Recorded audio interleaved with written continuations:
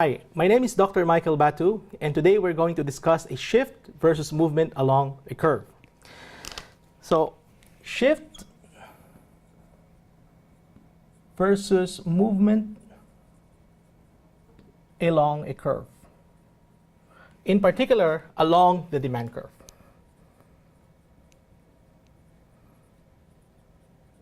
So what do we mean by demand curve? So a demand curve gives us a graphical representation of the relationship between quantity demanded and price of a commodity, other things being equal. Demand is a totally separate thing. So demand is the entire relationship between quantity that buyers are willing to buy and the price of that commodity, other things being equal. So now let's discuss a change in quantity demanded.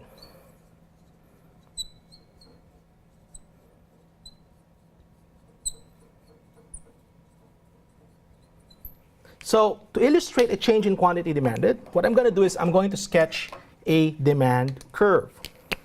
So in a demand curve, price is in the y-axis, quantity is on the x-axis, okay? And we know that price and quantity demanded have a negative relationship or an inverse relationship, so this is downward sloping, like this. And I'm going to call this D to indicate that this is a demand curve. So let's suppose that at price of 7, let's say $7, I'm going to indicate this point A. At $7, consumers are willing to purchase, let's say, 10,000 units of this good, okay, at $7. And now suppose that price decreased from $7 to, let's say, around $3. And I will label this point B, okay. And at $3, consumers are willing to purchase, let's say, 21,000 units of this good. We see a change in price triggers a change in quantity. That's why we have a movement from A to B, and I'm going to indicate that movement by way of an arrow. This movement from A to B is a movement along the curve. Okay, so this is a movement along the curve.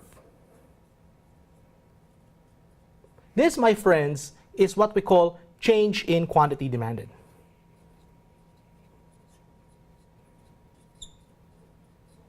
And a change in quantity demanded is triggered by a change in price. So because of changes in price. So this is what happens when we have a change in price. It triggers a change in quantity. We have a movement along the demand curve from points A to B. What about a change in demand?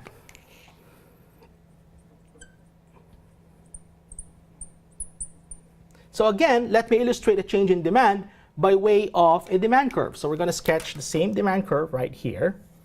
So again, price is in our y-axis, and quantity, our demand curve is downward sloping, okay? And let's say our price of $3 is right here, and our quantity is at $3 is at 21,000. Okay.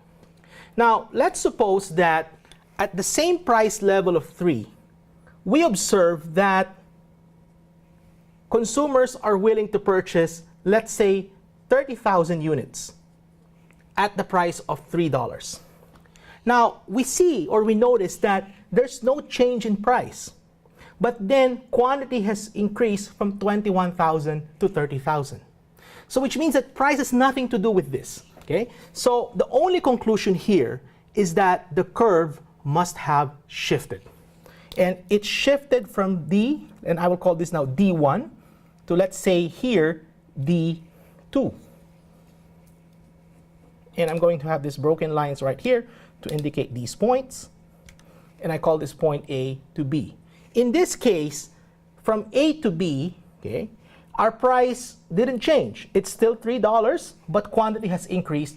So the conclusion here is that our demand curve shifted to the right. So demand curve shifted to the right. This, my friends, is what we call change in demand.